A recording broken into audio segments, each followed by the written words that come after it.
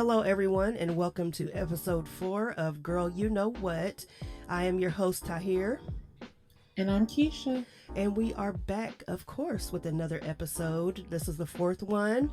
Can you believe it? Girl. Can you really believe it? No, I honestly, I can't. And it's just like flowing. I was doing the little, I do the art on the Instagram page. Right. And I was making our next thing. And I was like, wow, episode 4. Mm-hmm. We've been really sticking with this. Yeah. Ain't that something? To talk about. Like, it keeps rolling. But you know what? We came into it with the thing, with the theme of these are just, not all of our conversations, but absolutely not. But girl, but we just wanted to have like this conversation, open dialogue, and that's what we're going to do on this episode. Now, we were going to do a part 2 to the HBCU versus PWI episode because we got a lot of feedback. I mean, I was really surprised. The children were upset. They were upset. And I was like, and like I told Keisha, as I mentioned, and I told you all at the beginning of the episode, stuff like this really does hurt. It really does strike a nerve. It really does touch people. And it just makes you take a look at some of your own thinking, some of your own personal biases that we don't really discuss. Yeah. Things that we kind of have overlooked for years. Mm-hmm. And one of the tweets that you sent me that really rang true is, do you ever notice that the people who are complaining and downing people who go to HBCUs, who go to PWIs, are not the white people, it's the black people. Mm-hmm. And why it bother y'all so much? Why do it bother y'all so much that we chose to go? And let me say this, because Danielle, you brought this up. Mm-hmm. We went to both. We did both. Right.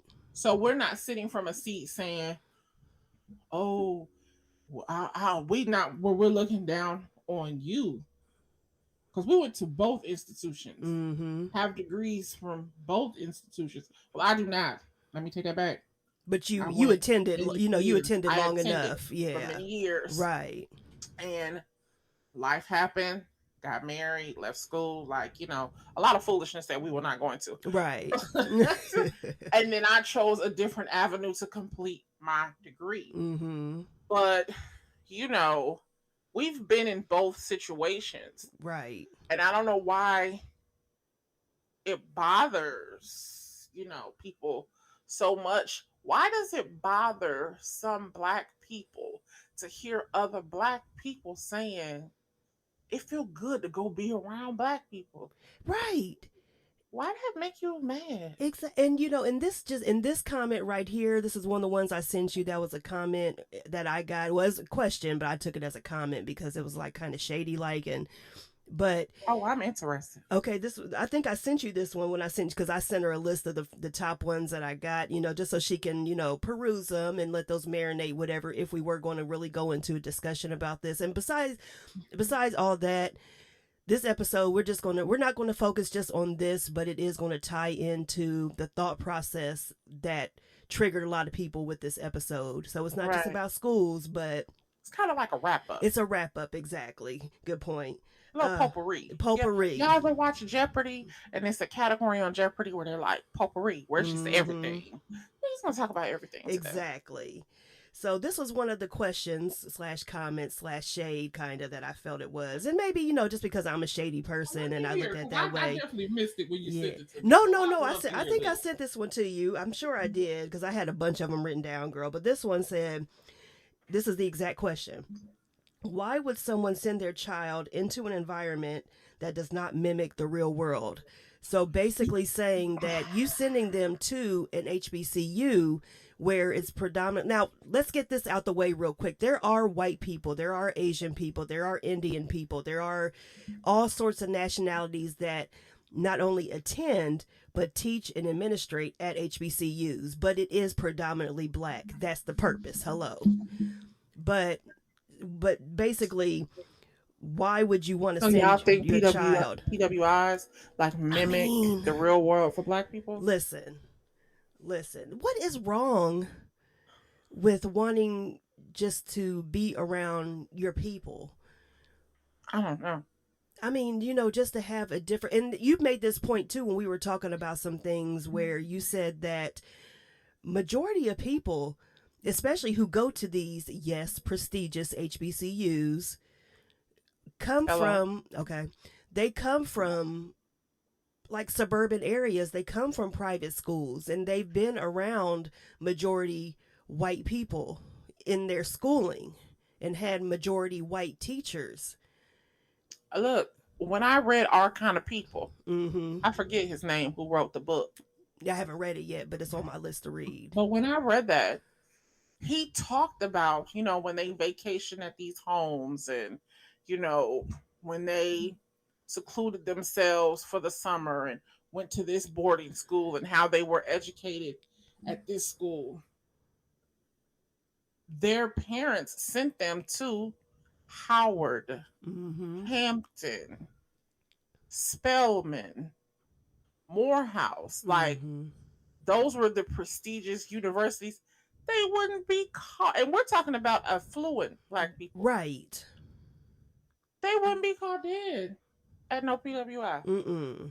And we're talking about people who could afford to send their kids anywhere, Exactly. whose kids could get in anywhere. Mm-hmm. They sent them these. You want to know what I looked at Sade and said? What's that?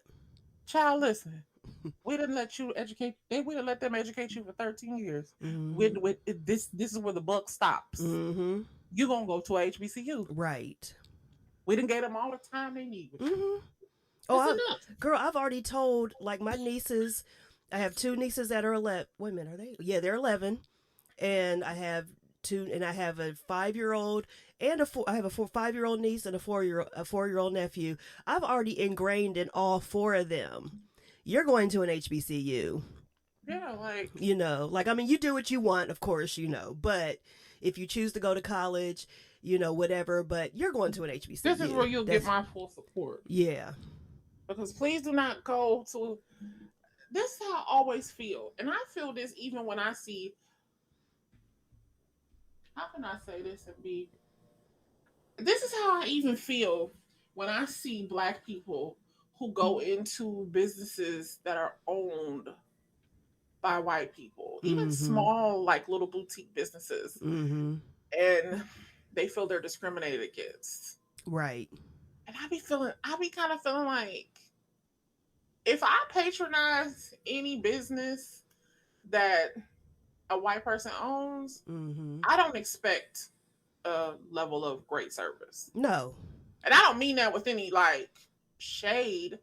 I just don't necessarily expect, especially a small business, Mm-hmm. if it's like, a boutique where they sell like little knickknacks or crafts, or even if it's a small like nail salon where they do spa treatments or something. If it is a predominantly white business, I do not expect them to treat me like, oh, hi, we're so happy to have you. I don't expect that. Mm-hmm. And I think and I understand that people believe that we live in this country and there should be a level of equal rights Is that cute? and justice. And I do understand that. I'm a political science major. I do have a Right. dual degree. I completely get it. But I'm also a person who's real about what's going on around me. And that's where I think the disconnect comes with people, is that you have to be realistic in this world, and it's not just about race, but race is a big part, especially for us, for black people. Yeah. But you have to be realistic with the world. That it's not this perfect world that they want to portray that it is, even though we know it's not. They want to make you feel like discrimination doesn't happen, which we know Can it I does. just say this? Go Now I ahead. feel like my bones is burning. Uh-oh. Because it really disturbs me. Because if black people are walking around feeling like that, Mm-hmm. you're not paying any attention. Right. You wake your ass up every Sunday morning Mm-hmm. from August to February. Mm-hmm. and watch football. Right. Have you ever just stopped and thought how the combine is a mimic of the auction block? Have you ever just thought about, come here, nigga, let's see how high you can jump. Right. Let me see how fast you can run. Mm-hmm. Come stand in this room with all these white men in your underwear and let me look at your body. Let me examine your back. Like, turn around so I can see your pecs, your arms. Like, have y'all ever just stopped and thought about that? Mm-mm. Even the fact that they have Black people believing that you are better than someone who went to an HBCU because you went to their university, they have introduced you into house nigga, field nigga mentality all over again. Right. And we 157 years away from the plantation. Listen. And they have brought you right back to the plantation door. Right back. Because you believe that for some reason you're better than, or your degree from their university is more important than the degree of a Black person who went to an HBCU. So in turn, you feel like you're better than they are. And in turn, you are now a house nigga. It's all related. It's all related. It's full circle. And that was just like, that was one of the tweets that I sent you. It basically said that it was talking about the GPA. Like the GPA isn't the same. I did, yes. Yeah. Yes. Basically saying that if you get a 4.0 at an HBCU, it ain't the same if you get one at a PWI. Right. And let me say this. I went to a very hard private PWI, Franklin University. The curriculum, it flows because it's a school that's built mainly for working adults. And it's been around forever, so it has a great reputation, and that's why I chose to go there, because I was a working adult and I just wanted to get my degree out the way. I wanted to get it done, wanted to advance in my career. But to me, I struggled more with the curriculum at Hampton. At Hampton. Right. I struggled more, I'm not going to lie. And the thing about it is, it was pretty much, because it was basically pretty much the same degree, except for at Hampton, I did take a few more computer courses than I did business courses, because Franklin's mainly more of a business college. Business school. Yeah. Right. So, yeah, so that just completely just blew me away that people think that. That is because you've probably never, that person who made that statement, she made that statement with no knowledge of the curriculum at HBCU. Exactly. Because I feel like the standard at Central State is high. Bring your ass to class. Exactly. What do I hear? What do I think about when I think about big schools like Ohio State and who got 300-400 people in class? They're not taking on. They don't know who in them rooms. They don't know who's in that class. No. You go when you know it's midterm. You go when you know it's a test. Right. Not saying that you don't go to class, but you go when you have to be there. We had to be there every day. Exactly. Like there was no. It was definitely, if you didn't come, oh, Miss Blackwell, we missed you on Monday. Where you was at? Yeah. It was like some of that. So you need to have your butt. Showing up. Exactly. And if I wasn't going to make it, I was going to, I would, if I wasn't going to be able to get online, or when I was on campus, if I wasn't able to, make a class, if something happened or whatever, I would let my instructor know, my professor know, because we built that relationship with each other. We expect you to be here. Exactly. So you expect me to be there. So that means that you actually care. That shows a level of concern. Exactly. But child, at the end of the day, I let them feel like they want to feel. That's all you can do. And I don't argue with them, Because it used to bother me. Stuff like that used to bother me. But I really do think that with age, you just don't care. I'm not going to lie and say that it doesn't bother me, because it shows a disconnect that we still have as Black people. But it doesn't get me to the point where I'm just like, ready to just like, go in on that person. I'm just like, you just going to have to feel the way you feel. And your experience was different than mine. That's fine. But you can't downgrade my experience because you didn't have, because you don't either agree with it, you didn't have it, or whatever. And the thing is, so many of these people have children, they have grandchildren, they have nieces, they have nephews. Are you feeding this to that generation? That's what really concerns me. And it's not saying that they have to only solely support black businesses, or they have to go to HBCU, because that's not realistic. And like I said, we live in reality. Yeah, it's not always realistic. It's not always possible. Exactly. We're not saying that. We're saying but that, we're just saying when you can do. And when you can do, thank you. That's it. When you can do. That's all that we're saying. I know this is like made up or whatever. Mm-hmm. But what I always think about? What? When Whitley and Dwayne was in that lobby, and Dwayne's friend was giving him a hard time because he didn't go to Georgetown. Yeah. Because the friend was going to Georgetown. What? Yep. And he asked Whitley, like, did you always know you was going to come here? And she said, oh, yeah, said my granddaddy was accepted at all these Ivy League schools and blah, blah, blah. But when she said that quote, like, nobody is going to love you and teach you to love yourself. That's what people miss. Like him. And that's why I wish every black person would at least give your kid an option. Right. That right there. Because honestly, y'all also have this belief that, we're going to move way out to Pickerington, and we're going to move way out to, where else? New Albany and... Yeah, we want to move Upper Arlington. Out. It used to be Gahanna when we was growing up. Yeah, but now Gahanna. Gahanna. Or I want to move my kids. I'm sending my kids to Bishop Hartley. Or, it used to be you wanted to move your kids far away. Where did Shay go to high school? Definitely out there, Groveport. Groveport, yeah. Yeah, because when you lived out there off of Bryce Road, you went to Groveport. So people started to move their kids far out.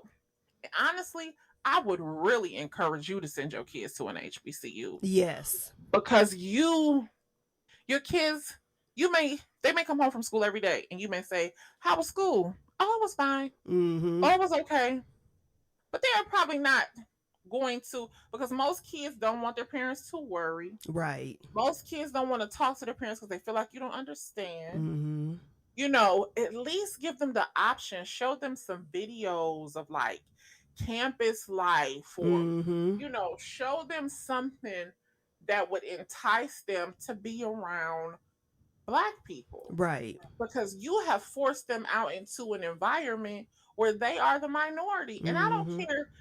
Listen, again, I'm not trying to tell you what to do, but I understand you think you want what's best for them. Excuse me, what's best for them. That is crushing their soul. Yeah. It's crushing them. It is.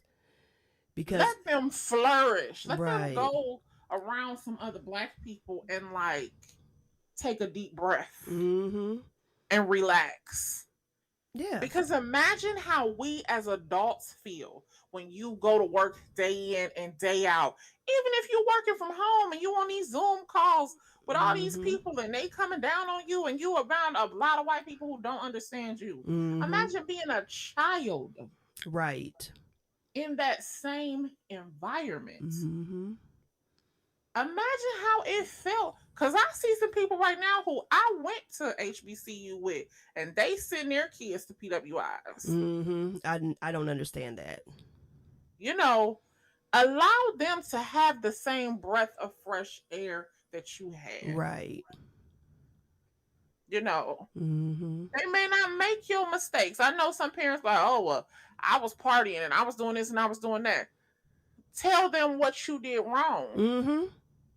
That's it. Be honest. Be upfront and honest. They know how to go the opposite way. And that comes back to something else that we were talking about, is that it's not the teacher's responsibility to get your child ready for the real world, for life. That starts at home. Yeah. But that's a whole, we could do a whole nother episode on that. 14 weeks if we had to talk about that. I mean, because and I listen, I get that too. Because when you see your kid mess up, listen, when I caught Sade in that Instagram thing, Mm-hmm. and she was saying all them cuss words, it like, it crushed my soul because I was like, you be cussing too much. Right. It hits you like, dang. Like, you got to stop that. Mm-hmm. And that's what parents don't want to feel. You don't want to feel that, you don't want to feel that this is my fault. Yeah, because then it's going to feel like you failed and you didn't. You didn't. But you did do something wrong. Yeah, you did something wrong. And you have to own it and say, because that's the only way you're going to make the adjustment. Mm-hmm. Like, I got to acknowledge it. And I did. I did. Mm-hmm. But that's the only way that you can put a stop to it. You have to admit it. You got to feel that, right. That crunch. Like, girl, when you told me that, I was like, that is Keisha to a tough. That was like, ooh, that one hurt. Yeah, I mean, it does. We have had some other moments, that have been challenging that really crushed my soul. But again, you gotta just take the bitter with the sweet and keep going. Mm-hmm. But I still, I make the adjustments where necessary. If I feel like it's me making a mistake, or I feel like, look, this is just life, Yeah. These are the choices that she's making based on some level of peer pressure too. And you got to make the adjustments where that's concerned. But right. At least let your kids get a breath of fresh air. Yeah. And I get it because I know. Will you still do college tours? I don't know. Well, I know like COVID messed that up. I think it did because I know for a fact that Michael, our friend Michael Aaron, who runs and he doesn't mind me saying his whole name, but he runs. That's all I've ever called him. Right. I tease him about that all the time. Like that is your first name, Michael Aaron. Yeah, that's your first Michael name. Aaron? Yeah. But he runs a center here in Columbus called Rickenbacker Woods, and it's basically like it's an after school program, but they also do other things too. Like he has adult classes and, it's a very good program, and it's at the childhood home of Eddie Rickenbacker, and they're going to turn it into a museum. And, it's a lot that's going to be going on, but for the teenagers, and I was never able to go because I think they did it twice, 2 or 3 times, and I wasn't able to go, but they did take the kids to Central State and Wilberforce. Yeah, they did. That's good. Yeah, they took him there, and the kids loved it. I mean, he just said that they wouldn't stop talking about it. So, but like the big college tours that we had, I don't know if they still do that because we were all down south and everything. I mean, I remember I went to one that hit up like every HBCU in North Carolina because there are about 50 million of them. Yeah, because they had so many, they would split them off in sections. Like, it would be a set that would go to like Norfolk, Hampton. Mm-hmm. They might go to Bowie State, like all the. Yeah, I went to that one too. Yeah. And then they would do the one that would go to the ones down south, so many down south, and then some that would go a little further south, like Florida, lower Alabama, So, yeah, I have to see about that. And if it is, we will definitely share the information. Yes, for sure. Because, at least let them just... And if they don't want to attend the HBCU, that's fine. But just give them that opportunity. Give them the opportunity yes. to at least see. At least see. That's it. What's going on out there.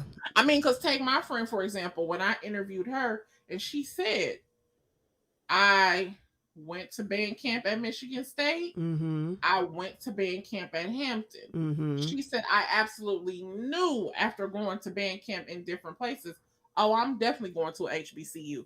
She didn't necessarily say it had to be Hampton, but she knew after that experience, I'm not playing the band. I'm not playing in a band at a white band. Right. Like, she knew it. Mm-hmm. And it's just something like that.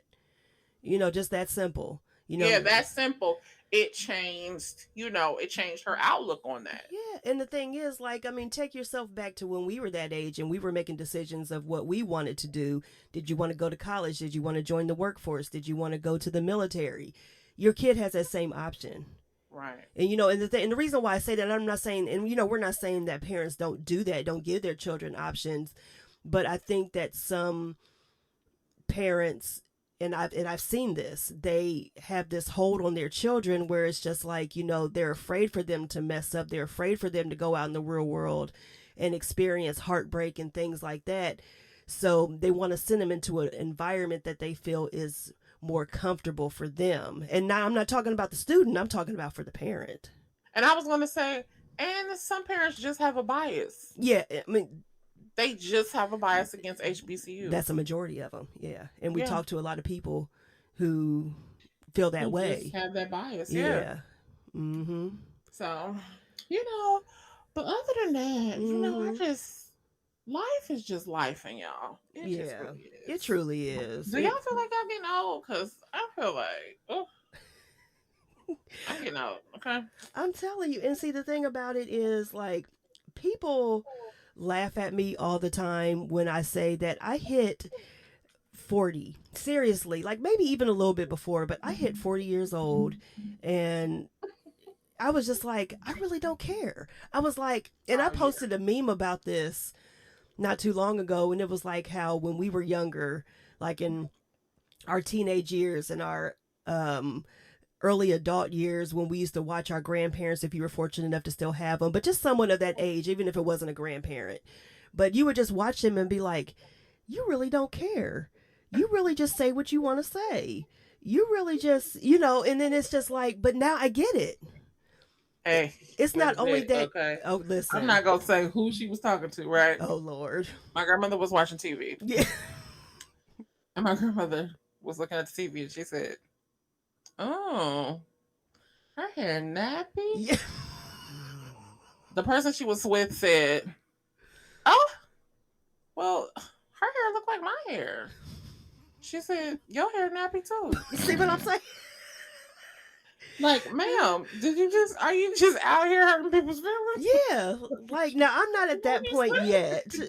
That's a different type of level. That's some stuff where you have earned that right.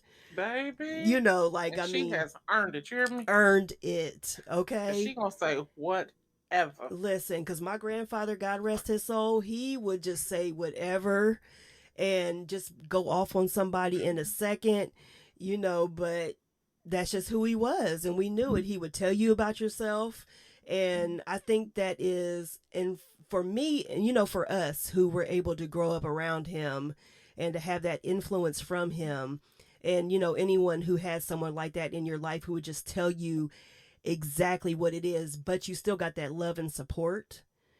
I think that's missing a lot, and that's just comes from that generation of our grandparents. Yeah, because I'm gonna tell you, I don't really always feel like. So, the place where my boyfriend works at, it's young guys in there, right? He old enough. They call him Unc. Yes. So, yes. They can't believe he's as old as he is. Right. I think will he be 47 this year? Yeah, he'll be 47. Okay. So they're like, man, you look like you like 20-something. He like, no, I got two like 20-some-year-old kids. Like, right. No. So he said they were having a conversation. I think he just told me this week. And one of the young guys was telling an older man, and this man was like 56 or 57. And he was telling him, now mind you, this boy 23 years old, right, was telling the older man, I don't got no respect for you. Oh. And I told my boyfriend, I said, listen, there is no way in hell we would have even, I said, because see, this new generation now, and I hear this a lot from younger people on TikTok and like, well, the stuff that they spewing out to each other. Oh, we don't have to respect older people, or they feel like they can judge older people based on what they're doing with their lives. True. And I said, we would have never been allowed. You 20-some years old, boy, you ain't even lived long enough to judge that man's life and tell him you ain't gonna respect him. I used to listen. The building I worked at, I had a client who had an alcohol problem. Right. And this lady would be so intoxicated. She would be crying, just to me, the stuff that went on there was just normal. Yeah. But somebody would always get upset with me, like, I'm not calling her no miss this or miss that. And I'm like, Y'all, people is out here hurting. The least I can do is put a handle on calling her Miss whatever. Right. Give her some, let her know that she is still respected one way or the other.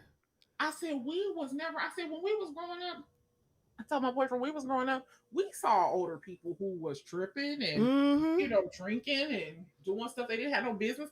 But that was not for us as kids. And to me, you're always a kid compared to an older person. Exactly. I promise you took those words out of my mouth. Yes. Like, you owe that person a level of respect. Right. And for him to even fix his mouth to say that, oof, my auntie got to say it. I think she got it out the Bible. I'm going to have to look it up. I don't mix among them. And this is why I don't mix among certain people. You can't. If this is your thinking, and I seeing young people do that, it was a day when they saw older people coming in the store, they wouldn't curse in front of them. You would tell your friend, hey man, shut up. Like, move out the way. Let her pass. We are, and the sad thing is, I tell my boyfriend this all the time. I be like, it's our fault because the parents of those kids are our age. Right. It's our generation that dropped the ball, honestly, on how we raising these kids. Right. So the blame is on all of us because we all a village. You know. Well, girl, I knew it was going downhill when I would see parents, our age, our peers, talk about how it was like, 20 degrees outside, a little bit of snow, whatever. My kid's not going to school in this weather. I'm like, what? Just little stuff like that. I'd be like, oh, we're doing that. Then it would be like a competition. Like, well, I don't send my kids. I don't do, I'm like, you're hurting the kid. You're not, you're not parent of the year. And that's just something little that I would notice, but I saw a pattern. Yeah. You know what I mean? And, it's just like, it's just and totally I know this different. may sound corny, but I say this all the time. Like, these are the future like bank tellers and grocery store workers and, no, we're going to have a shortage in those jobs. No, there's going to be a shortage in those jobs. That's why they got computers, girl, because they know that this new generation ain't going to want to be doing. They're not going to be prepared to do jobs like that. Yeah. And it's sad. It's really sad. And it's not coming down on anybody. It's just, it's reality. It's what we're seeing. I mean, I have had to say it, to Sade, I tell her all the time, like, we have to watch your attitude. You have to watch how I said, because what people are doing now, they will just replace you. Yeah. They're not about to sit here and be. I rarely hear people say, oh, I got a verbal warning. I got a written warning. Because now people doing stuff so crazy at work. It's just like termination. Yeah. They're not even. They're not playing with you no more. Right. They're not playing with you. No, they just get you out the way. Right. And bring in somebody else. Bring in another warm body, because that's all you are. That's exactly all you are. With those negative attitudes, you always just gonna be a warm body. Yep. And I know what y'all getting ready to say. We had a stressful time, and COVID been stressful. Yeah. And my mental health, I just wish people never knew that word. Like, I want people to be aware. I do think we owe a level of, care. Now, I want to make sure I'm saying this right without saying it to be offensive. I hear people scream mental health.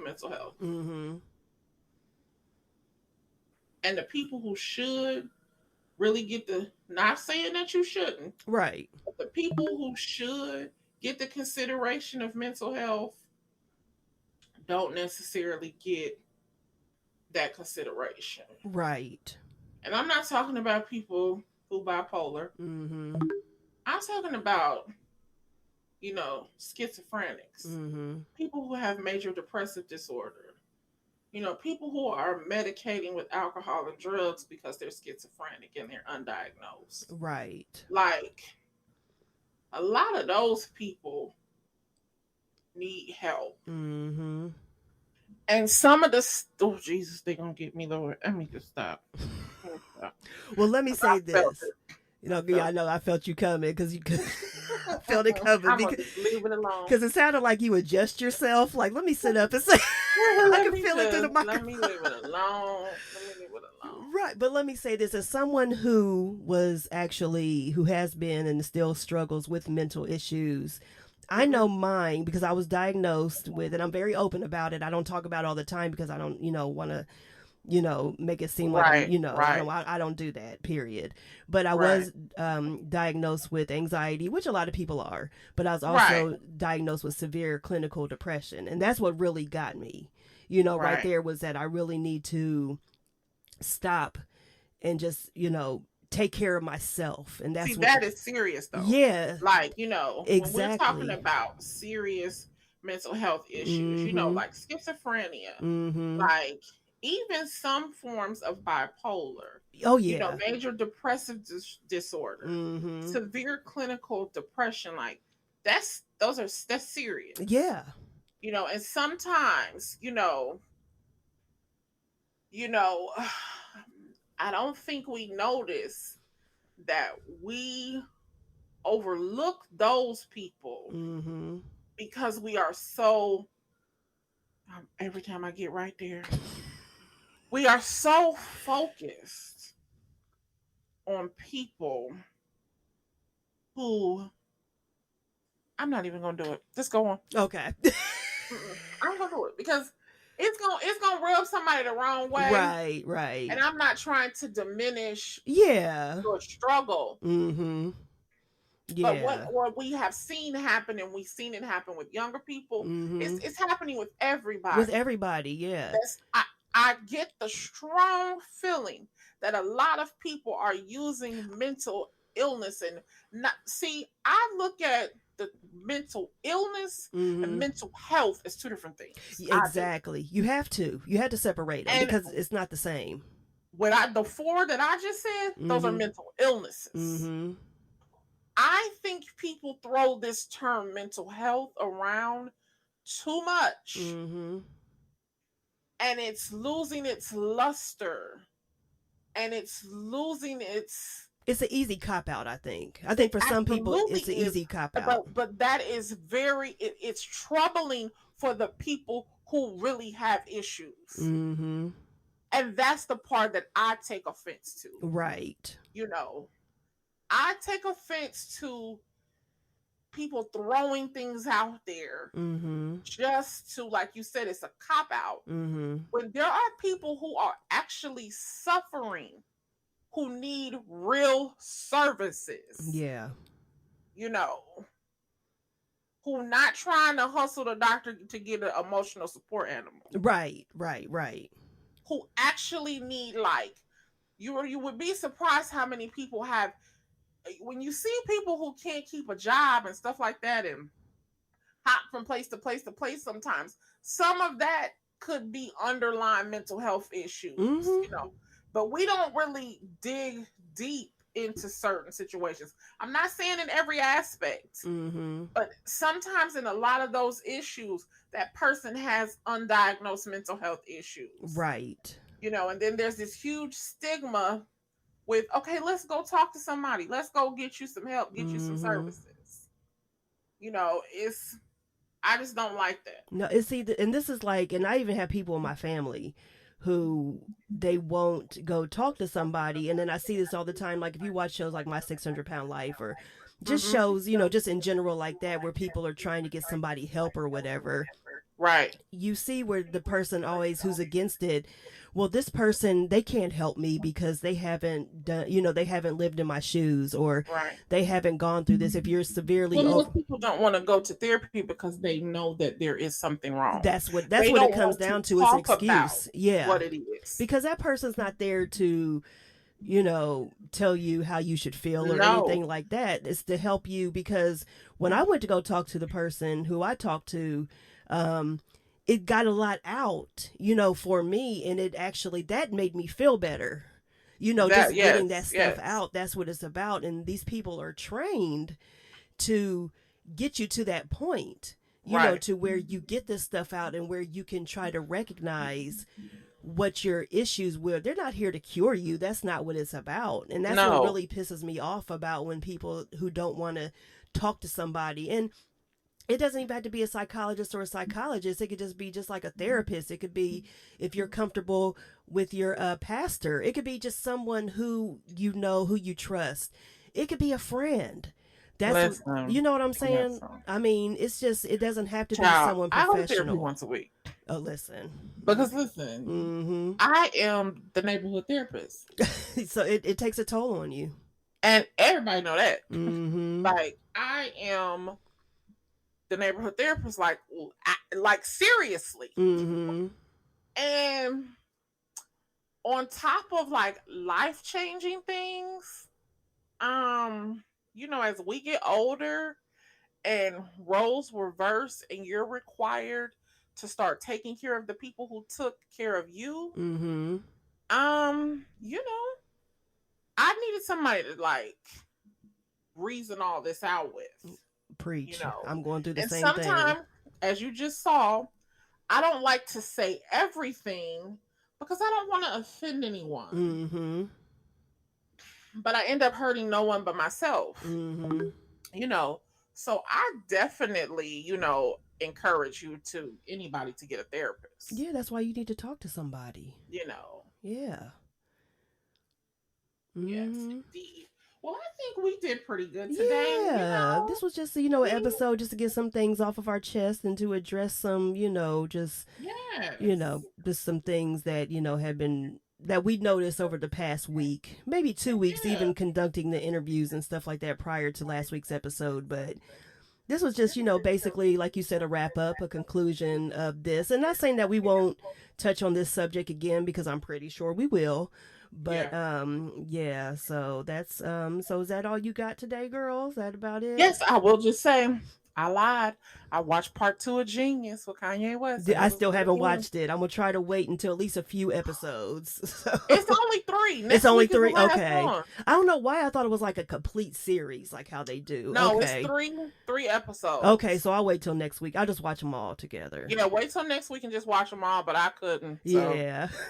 I thought I was gonna be able to. Yeah, because I'm excited. We're gonna have to talk about reality TV one day. Oh yeah, I'm definitely not that deep in it, but I watched Ladies Who List Atlanta on the OWN network. That's Carlos King's new show. Oh yeah. I've seen it advertised. I haven't watched it, but yeah. Carlos did a good job. Carlos be doing a good job. Listen, I mean, Real Housewives of Atlanta. Did he do Jersey at first too, or was he just Atlanta? I think he was just Atlanta, but didn't he do like the epic season 10? I think so. Yes, he did season 10. We're gonna have to do a whole show on that. We're going to talk about Carlos, period. Liz, we're going to do an episode on Carlos because, I mean, if you are a fan of reality TV, or if you were just a fan of reality TV, I mean, Carlos King, people still cannot do what he does. What is it, Kingdom Entertainment or Kingdom TV or something like that? Kingdom, it's Kingdom something, girl, I don't know. But just search Carlos King, and, I mean, R&B Divas. I mean, that show ended too soon for me. Oh, yeah, everybody says that, but listen, I did not watch that. Wait a minute. Is that when Selena Johnson went? Yes, that was because they had the Atlanta one. I didn't really get into the LA one. The LA one was like had Shantae Moore and I can't even remember who all was on that. Is that the one when Kelly Price was being mean? Yes. Oh Lord, I stopped watching Kelly Price after that. Me too. Me too. That was like, what? Yeah. I could not believe she was that mean. She was mean. I was not expecting that. Yeah, and I heard that was one of the reasons why she stopped singing backup, even though, Kelly can sing down, but she started out as a backup singer for Mariah. And it wasn't Mariah who got rid of her. She was singing in that choir with, either she was singing in Timothy Wright's choir, or she was singing in, Donnie McClurkin's choir. It was one of those choirs on the East Coast too. Yep.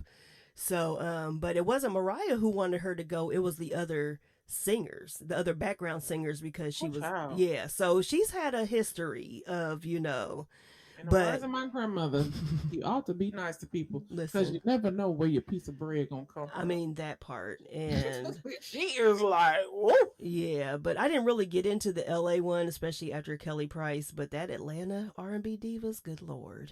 Honey, Selena Johnson gets the award for that. I mean, I gotta watch that read. I got it saved on my phone. I gotta watch that read that she did on Nikki Gilbert at least 2 or 3 times a year, and I post it every time Listen, I come across it. So she yeah. told her, and your gums look like a baboon's ass.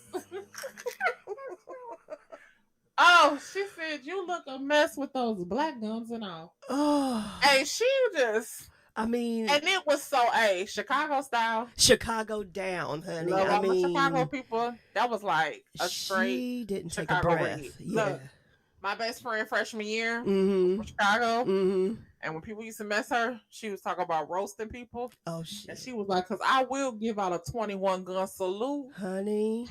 Hey, she gave it to this boy one day. He said something crazy to her. She went and got her pen and her paper. Not the pen and And paper. she came back. She stared at him for about 5 to 10 seconds. She made a list of 21 things and started reading them off.